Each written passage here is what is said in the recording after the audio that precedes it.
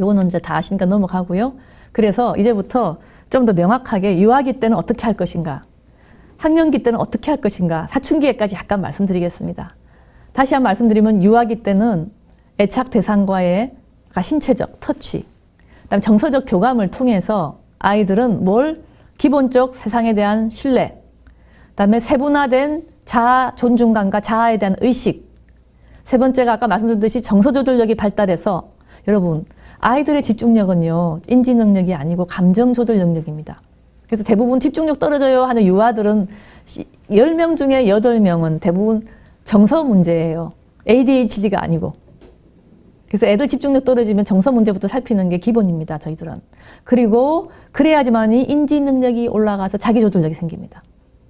그래서 애착과 관련된 정서 조절력이 결국 사회성의 기본인 동시에 집중력과 향후 발달되는 인지 능력의 기본이 됩니다. 그러니까 감정이 안 되면은 뒤가 안 된다. 저는 그냥 쉽게 얘기해요.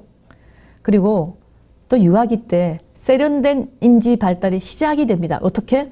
남과 나의 감정이 교환된다. 그 감을 여러분 9개월부터 나옵니다. 애들이. 그 세돌쯤 되면 상당히 귀신들이에요.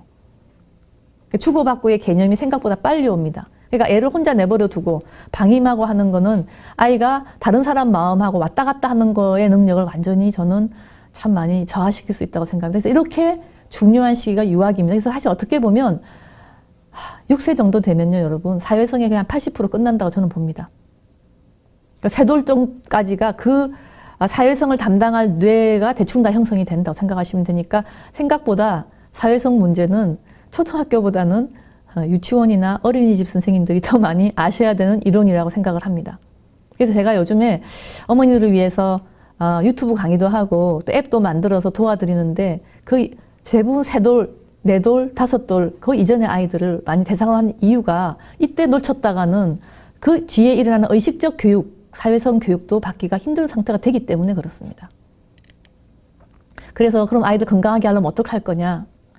안정된 애착관계, 즐거운 놀이. 놀이가 여러분 굉장히 애들의 정서를 좋게 하죠. 이게 중요합니다. 요즘에 아이들이 엄마 아빠 늦게 오시니까 충분히 잠 안 자고 밥을 제때 안 먹는 애들 너무 많아요. 식사도 건강하지 않은 식사 하시는, 어떤 어머니는 간장에 밥 비벼 주시는 분도 계시대요. 애가 밥을 잘 안 먹어서. 그다음에 아이들도 땀나는 운동해야 되는데 코로나 때 이거 못 해가지고 정말 전쟁이죠. 그리고 또 애들한테 중요한 게 여러분, 애들의 가장 큰 스트레스는 애착 대상과의 단절 혹은 예측 불가능한 일상입니다. 그러니까 지금 아이들이 제 시간에 먹고 제 시간에 자고 또 항상 집은 안정화돼 있고 어린이집도 좀 잘 가던 데 가고 이래야지 아이들이 건강하지. 그래서 이제 어머님들이 집에 계신 분들 중에서 아이를 잠시 맡기는 베이비 케어 서비스도 하는데 오늘은 저기 갔다 내일은 저기 갔다 그러시면 안 됩니다. 아이들은 익숙한 데가 좋아요. 심지어 저는 3돌 이전까지는 휴가 때 외국 여행은 좀 힘들다고 생각합니다. 아이 입장에서는 너무나 많은 큰 변화예요. 그래서 어릴 때는 그저 예측 가능한 집에서 또닥또닥 부모님하고 즐겁게 잘 노는 거가 중요하고요. 반대가 이제 과도한 스트레스, 학대와 같은 과잉 조기 교육, 디지털 기기 이런 것들이 저는 아이들의 뇌 발달을 망쳐서 저는 사회성 발달까지 좋지 않게 하는 거니까 여러분 이거는 좀 피하시고 이제 건강한 뇌 발달을 해주시면 애들은 확실히 건강해집니다. 그래서 제가 예전에 이제 2000년도에 처음 썼던 현명한 부모는 자녀를 느리게 기른다 해서 10가지 원칙을 했죠. 여기 보시면 엄마들이 왜 그런가 한 것도 있을 건데요. 제가 자세히 말씀은 안 드리겠지만 여기 제일 중요한 게 엄마가 감정이 조절이 돼야지 아기한테 감정을 잘 전달할 수 있다. 거짓말에도 왜 나 치지 마라 그러겠어요. 이때 아이들의 거짓말은 대부분 위기 모면형 거짓말이지 의도적 거짓말 잘 못합니다. 아직까지 아이들의 감정 조절 능력이 떨어지기 때문에 자기도 모르게 거짓말 해놓고 실수 그러고 이제 미안해 할 거예요. 이때 아이들 수치심 너무 주면 안 되십니다. 그래서 그냥 은근히 모르는 척 하면서 살살 가르쳐야 됩니다. 협상시키기, 실수를 통해서 배우기 때문에 실수 두려워하면 안 되십니다. 그래서 이런 10가지 원칙을 제가 한국 현실에 맞게끔 썼는데 요즘에 하나 더 해야 될 것 같아요. 밥 먹일 때 디지털 기기를 보여주지 말자. 요즘에 하도 많이 그러셔서 밥 안 먹는다고 정말 그건 하지 맙시다. 그리고 이제 이것도 한번 잘 생각해 보세요. 이거는 이제 학교 들어가기 좀 전에 부모들이 기억하실 게 학교 가기 잘못할까봐 버릇들이는데 막 목숨을 거시죠. 아까 제가 말씀드렸지만 아이들의 사회성, 규칙의 내면화는 무의식의 그게 한 70%예요. 그러니까 부모님 평소에 말 곱게 쓰시고 남 안 때리시고 잘 기르셨으면 애들 대부분 버릇이 잘 들어있어요, 이미. 근데 의식적으로 막 야단치면서 너무 가르치시면 오히려 반대하는 애들 너무 많습니다. 두 번째, 아까도 말씀드렸지만 학교 가기 전에 마음 급하셔가지고 막 공부 가르치시잖아요. 이거 좀 줄이셔야 돼요. 서로 너무 스트레스예요. 그러면서 꼭 하셔야 될 게 늦게 재우지 말 것. 스마트폰 안 됩니다, 자기 전에. 아이가 아프면은 휴가를 써서라도 같이 있어 주세요. 아이들은 이걸 끝까지 기억합니다. 주말에 이거 놀이공원 회사를 제가 이렇게 폄하하는 거 아니고요. 너무 많은 자극이 한꺼번에 오는 것들 생각보다 애들한테 좋지 않습니다. 차라리 부모하고 정을 잘 나눌 수 있게끔 비교적 안정되고 소수의 자극을 함께 하는 게 중요합니다. 같이 예를 들면 보드게임 한다든지 공원에 가서 같이 운동을 한다든지 그게 훨씬 낫지 멀리 가가지고 차 오가고 부모님이랑 스트레스 많으면서 막 시끄럽고 정신없이 놀면 오히려 더 좋지 않습니다. 어떤 부모님들은 아이하고 함께하는 시간이 없어서요. 놀이공원에 자주 갑니다. 그건 별 좋지 않습니다. 그래서 이런 것들이 상당히 부모들이 기억하셔야 될 것 같고요. 자, 이러고 잘 키웠습니다, 우리가. 드디어 초등학교에 왔습니다. 아까 제가 하는 삼각형이 그거죠. 의식, 전의식, 무의식인데 드디어 여기 무의식을 벗어나서 의식적 교육이 탁탁탁 먹히는 순간이 왔습니다. 바로 초등학교가 그런 곳입니다. 이때 초등학교는요, 아이들이 최초로 사회화를 제대로 하는 장소입니다. 유치원도 가지 않느냐? 근데 여러 유치원은요, 틀 속에 아이들을 넣지 않습니다. 그렇게 많이. 아직은, 선생님, 쉬마려워요. 그럼 갔다 오느라 그렇게 하시지. 야, 안 된다. 참을 수 있으면 참았다가 너 40분 수업 끝나고 나가서 빨리 화장실 갔다 오라. 이거 하는 것이 초등학교입니다. 저는 지금 걱정하는 게 이 코로나 팬데믹 때 1학년, 2학년을 겪으신 경우에 이거 어떡하냐 걱정이 되는 거예요. 학교가 굉장히 중요한 역할을 하거든요. 아이들한테 때가 되면 해야 되고 때가 되면 하지 않아야 되고 숙제는 반드시 해가야 되고 선생님께는 예의를 갖춰서 얘기를 해야 되고 친구에게 때리면 안 되고 이런 거를 제대로 가르치는 그런 규칙의 내면화가 일어나는데 지금 그게 안 되니까 저는 너무 슬픈 거예요, 지금. 이걸 어떡하나. 지금 요때 1, 2, 3학년을 거치는 아이들 어떻게 해야 될까. 다행히 이 대구에는 지금 잘 방역을 하셔가지고 모든 아이들 학교를 다니는데 그렇지 않은 동네에 있는 아이들 이걸 어떡할까. 이 의식적으로 사회성 공부를 해야 될 이 시기를 어떻게 하면 좋을까 걱정입니다. 그리고 이 학년기 아이들의 이 사회성을 기르려면 심리적 특징을 좀 아셔야 돼요. 이때 아이들이 어떤 특징이 있냐면 특히 초등학교 3학년까지는요. 드디어 아이들이 규칙을 너무 즐거워하고 규칙을 잘 지키고 칭찬받는 걸 너무 좋아해요. 그래서 어떻게 보면 일생 동안에 좋은 습관을 제대로 유일하게 잘 들일 수 있는 나이가 1학년부터 3학년까지입니다. 그럼 4학년은 왜 안 되느냐? 4학년 사춘기부터는요. 반대를 위한 반대가 시작됩니다. 그래서 틀 속에 집어넣으려고 그러면 왜? 이걸 시작하면 사춘기가 왔구나. 이때부터는 가르치는 걸 포기하는 게 아니라 세련되게 가르쳐야겠구나. 그런데 3학년까지는 너가 이거 하면 말이야 엄마가 주말에 뭐뭐 해줄게. 그거 먹힙니다. 학교 선생님들께서도 이렇게 어떻게 보면 보상을 제대로 잘 쓰고 벌을 제대로 잘 쓰시면 애들이 딱딱딱 따라오는 유일한 시기입니다. 그래서 이제 어떤 어머님들은 육아휴직을 쓰실 때 이제 아이들 어릴 때 워낙 뇌 발달이 중요하니까 그때도 쓰셔야 되지만 저는 초등학교 1학년, 2학년 정도 남겨놓으라 그럽니다. 버릇 잘 들이셔야죠. 제가 이걸 약간 놓쳤거든요. 우리 애들한테. 나중에 정말 힘들었습니다. 일하는 어머님들 특히 1학년, 2학년 대충 설렁설렁 했다가 공부 따라간다 좋아할 일이 아닙니다. 얘가 스스로 자기를 조절하는지 규칙의 내면화를 충실하게 하는지 체크하셔야 됩니다. 이런 특징이 있기 때문에 아이들을 거기에 맞춰서 다뤄주면 돼요. 그래서 이때 아이들은 뭘 기르느냐. 자기 통제력. 나는 할 수 있어. 나는 참을 수 있어. 나는 숙제를 이 정도 해가면 해갈 수 있어. 나는 아침에 일찍 일어나 지각 안 할 수 있어. 이런 자기 통제력을 기르고 이것 자체가 아이들의 기쁨입니다. 내가 틀 속에 들어가는 기쁨이 유일할 때예요, 이때가. 그러면서 나는 참 좋은 아이구나. 칭찬을 많이 들어야 바람직한 아이구나. 이거를 이때 배웁니다. 그래서 어떻게 보면 일생을 살아가는 자신감, 또 자기 통제력 같은 경우가 너무 중요하지 않습니까? 이때가 초등학교 사회성의 큰 부분을 차지합니다. 그리고 여러분 사실 이건 외국 논문에 나오는데요. 어떤 애가 친구한테 인기가 있을까요? 엄마는 생각 많으시죠? 근데 너무 재밌게도 이야기를 재밌게 전달하는 아이입니다. 좀 이제 어려운 말로 우리 쪽에서는 나레이션이라고 얘기하는데요. 나레이션이 뭡니까? 자기가 자기를 언어적으로, 비언어적으로 표현한 능력인데요. 이거 재밌게 하고 세련되게 하는 애가 인기가 있답니다. 전 세계적으로 다 그래요. 그러니까 선생님 말 잘 듣는다, 공부를 잘한다 이런 아이가 아니라 친구한테 재밌게 얘기하고 놀아주는 애들.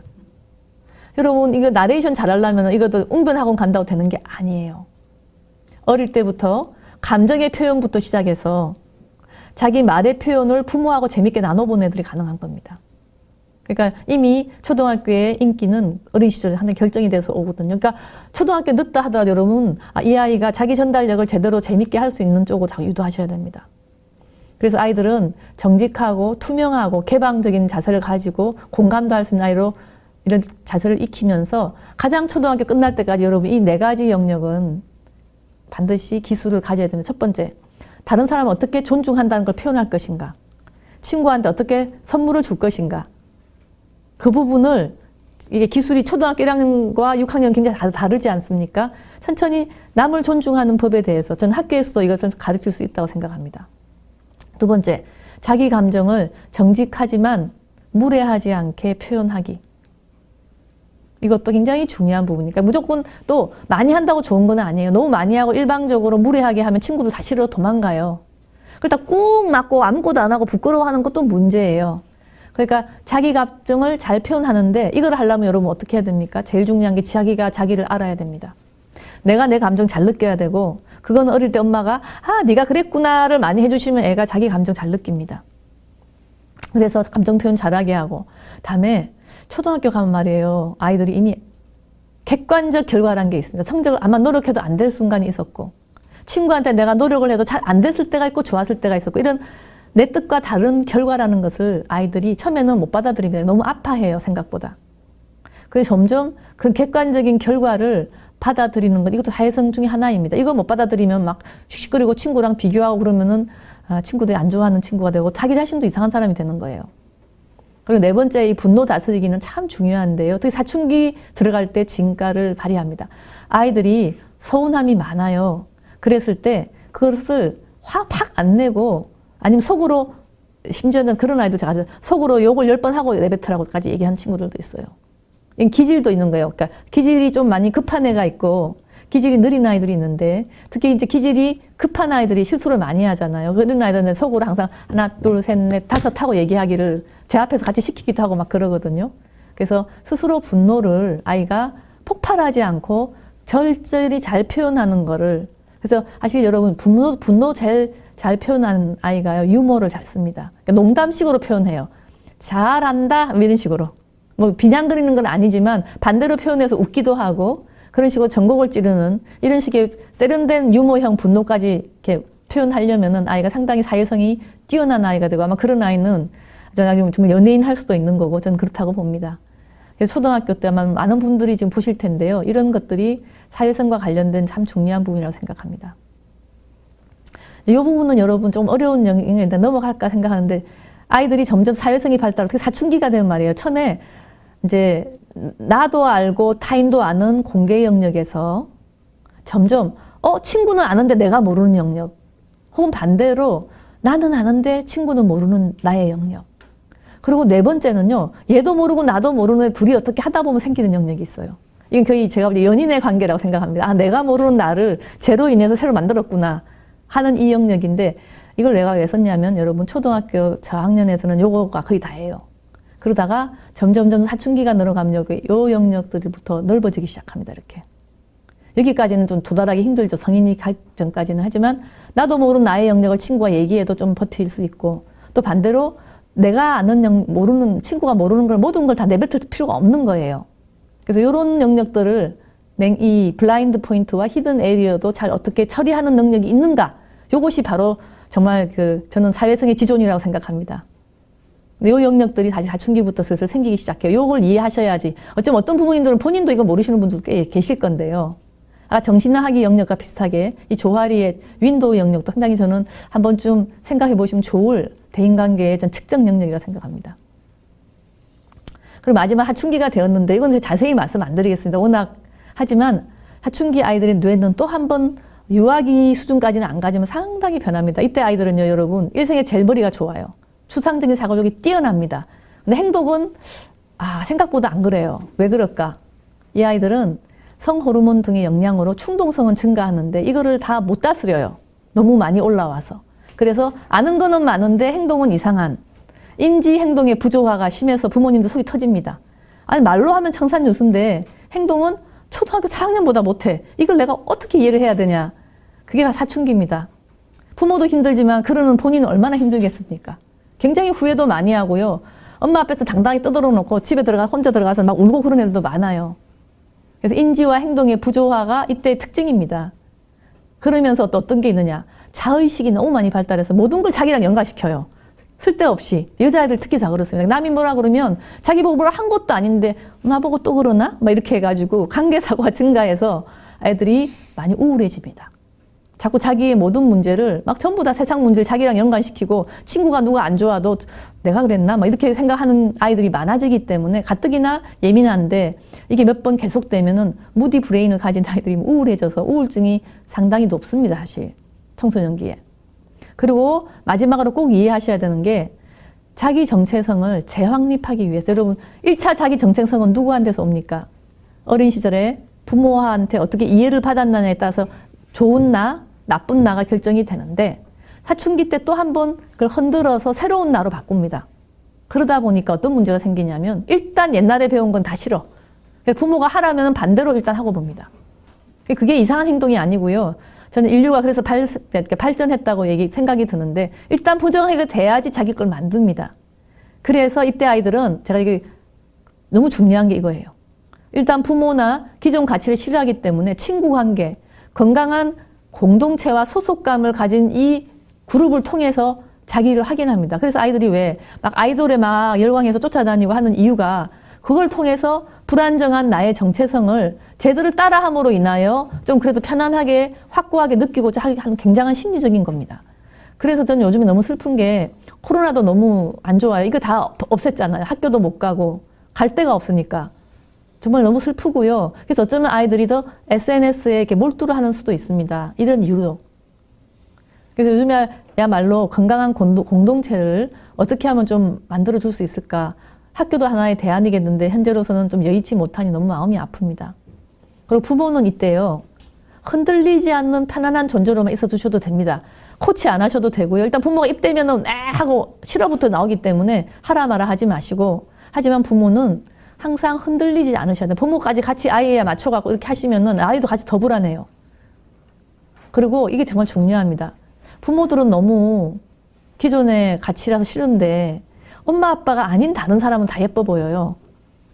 그래서 학교 선생님이 되실 수도 있고 집안에 삼촌이 되실 수도 있어요. 우리 집 아이들은 삼촌이 그 대처가 됐는데 어쨌든 부모 싫어서 나가면 삼촌 집에 가 있습니다. 저는 얼마나 다행이라고 생각하는지 모르겠어요. 혹시 여러분 주변에 그래서 아이들은 혼자 기를 수 절대로 없어요. 주변에 엄마 아빠 외에 좋은 어른들을 꼭 갖다 놓으셔야지 내 아이가 안전합니다.